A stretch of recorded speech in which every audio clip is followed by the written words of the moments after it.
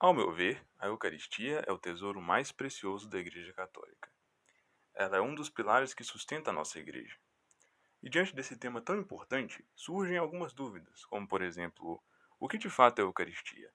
A Eucaristia representa Jesus ou Jesus está ali de verdade? É Eucaristia ou comunhão? Como devemos receber a Eucaristia? Bom, essas e outras questões nós vamos abordar nesse vídeo. Vem comigo!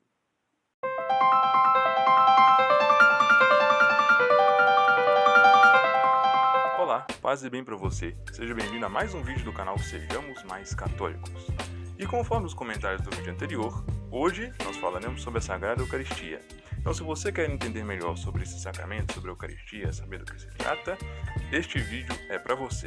Eu já te convido também a compartilhar este vídeo com mais pessoas que possam ter interesse nesse tema ou que você sabe que tem algumas dúvidas sobre o assunto que, depois de ver esse vídeo, você vai ver se são sanadas nesse material aqui, né? Esse vídeo vai ter duas partes, tá bom? Porque ao gravar o vídeo eu percebi que ia ficar muito longo, então esse vídeo vai constar de parte 1 e parte 2. Então vamos lá, essa aqui é a parte 1, vamos pro vídeo, vem comigo. Então, se você não sabe o que é a Eucaristia, vou começar explicando o que é a hóstia, né?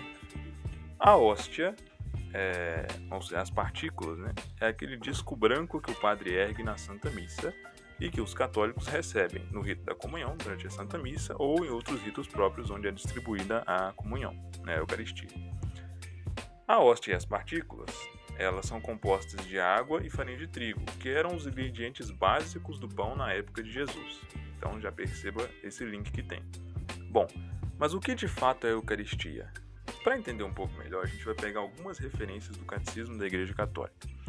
Eu trouxe aqui o parágrafo 1328, que diz assim: a riqueza inesgotável deste sacramento exprime-se nos diferentes nomes que lhe são dados. Cada um destes nomes evoca alguns dos seus aspectos. Chama-se Eucaristia porque é a ação de graças a Deus. As palavras Eucaristen e Eulogen lembram as bênçãos judaicas que proclamam, sobretudo durante a refeição, as obras de Deus, a criação, a redenção e a santificação. Então esse primeiro parágrafo que eu trouxe é de um texto do Catecismo onde vem nos tentar demonstrar o que é a Eucaristia através de comparações com as suas outras denominações para a gente conseguir entender melhor o que significa tal sacramento. E aí o Catecismo prossegue no parágrafo 1329 da seguinte maneira, né, dando outras denominações explicando. Ceia do Senhor, porque a Eucaristia, né, se trata da ceia que o Senhor comeu com os discípulos na véspera da sua paixão. Fração do pão, porque esse rito próprio da refeição dos judeus foi utilizado por Jesus quando abençoava e distribuía o pão como chefe de família, sobretudo na última ceia. Assembleia Eucarística, porque a Eucaristia é celebrada em assembleia de fiéis, o que é a expressão visível da Igreja. E por fim, no parágrafo 1330, vai seguir assim: Memorial da Paixão e Ressurreição do Senhor, Santo Sacrifício, porque atualiza o único sacrifício de Cristo Salvador e inclui a oferenda da Igreja. Então o Catecismo ele vem nos dar essas denominações para a Eucaristia, para tentar nos explicar melhor do que se trata, e além dessas denominações citadas, constam outras, né, no Catecismo da Igreja. Se eu for pegar nesse trecho desses parágrafos ali próximos, você vai ver outras denominações para designar o que é esse sacramento da Eucaristia. Mas em resumo, nós podemos dizer que a Eucaristia, na Eucaristia, Jesus ele quis se fazer presente de forma especial no meio de nós. E é por ela que nós lembramos o seu sacrifício e vivemos a comunhão da Igreja. A Eucaristia é o centro da nossa fé. Bom, beleza. Entendido do que se trata, então de onde veio a ideia de dar a Eucaristia, não é? Bem, o próprio Jesus, na última ceia, ele parte o pão e entrega aos seus discípulos e pede que eles façam isso em sua memória. E o mesmo ele faz com o cálice, né, quando ele abençoa e dá de beber o vinho a todos. Detalhe, vinho mesmo, tá? Não era suco de uva não. Nesse ato, Jesus instituiu o mistério eucarístico. E depois da ressurreição de Jesus, lá na passagem dos discípulos de Emaús, mesmo depois de eles andarem com Jesus, ouvindo Jesus falar e explicar as passagens da Sagrada Escritura que falavam sobre ele no caminho, eles só vão reconhecer Jesus ao partir do pão. Então, Esse ato de partir o pão, ele é conservado pelos primeiros cristãos, nesse rito da fração do pão, fazendo memória ao sacrifício de Jesus.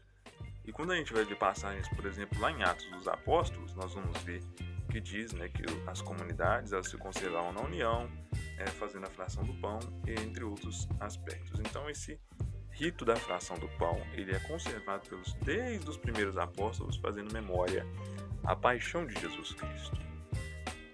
Se a gente quiser ver mais algumas referências bíblicas à Sagrada Eucaristia, citando um pouco mais a própria passagem de Emaús, no Evangelho de Lucas, capítulo 24, versículos 13 ao 35, a gente vai ver, na verdade, uma alusão a toda a celebração eucarística.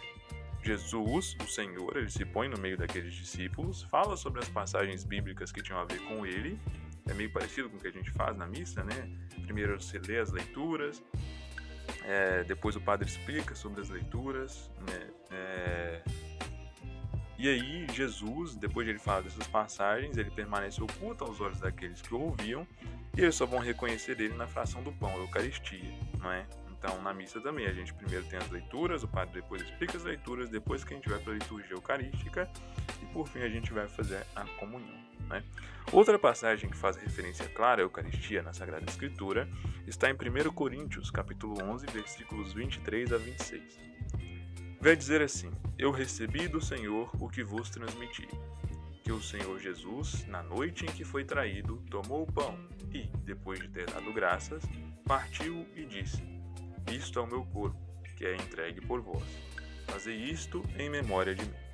Do mesmo modo, depois de haver ceado, tomou também o cálice, dizendo: Este cálice é a nova aliança no meu sangue. Todas as vezes que o beberdes, fazei-o em memória de mim. Assim, todas as vezes que comeis desse pão e bebeis desse cálice, lembrais a morte do Senhor até que ele venha. Então, nesse trecho da carta de Paulo aos Coríntios, a gente vai perceber claramente uma referência ao rito da Sagrada Eucaristia, e quem está mais acostumado a frequentar a missa aí já vai se ligar que esse pedacinho se assemelha muito com o trecho das orações eucarísticas, onde o padre ergue a hóstia e ergue o vinho, que, pelo milagre da transubstanciação, vão se tornar o corpo e o sangue de Jesus Cristo. É um texto, aquele texto da oração eucarística, ele é muito similar a esse texto, né? Para vocês verem como é tudo muito bem fundamentado na Sagrada Escritura. Então essa foi a primeira parte do vídeo sobre a Sagrada Eucaristia, tá joia? As duas partes do vídeo vão ser soltadas praticamente ao mesmo tempo, então assim que terminar de assistir esse vídeo aqui, você já pode ir para a parte 2 e concluir esse material do canal inicial sobre a Sagrada Eucaristia, tá bom? Partindo parte 2 desse vídeo. Eu espero que você tenha gostado e possa ter aproveitado o vídeo. Por favor, deixe a sua opinião nos comentários. E se quiser um vídeo sobre milagres eucarísticos, pode já ir comentando aí também, né? Deixe seu like para apoiar o meu trabalho. Eu espero te ver no próximo vídeo, na parte 2.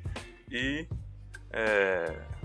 se tiver outro vídeo que te interesse também no canal, pode assistir aí para estar apoiando. E se você tiver alguma outra sugestão de tema, algum feedback sobre esse vídeo que eu gravei, que eu produzi, pode deixar nos comentários também, que é sempre bom ter a opinião de vocês, tá joia? Muito obrigado por ter assistido esse vídeo e sejamos mais católicos.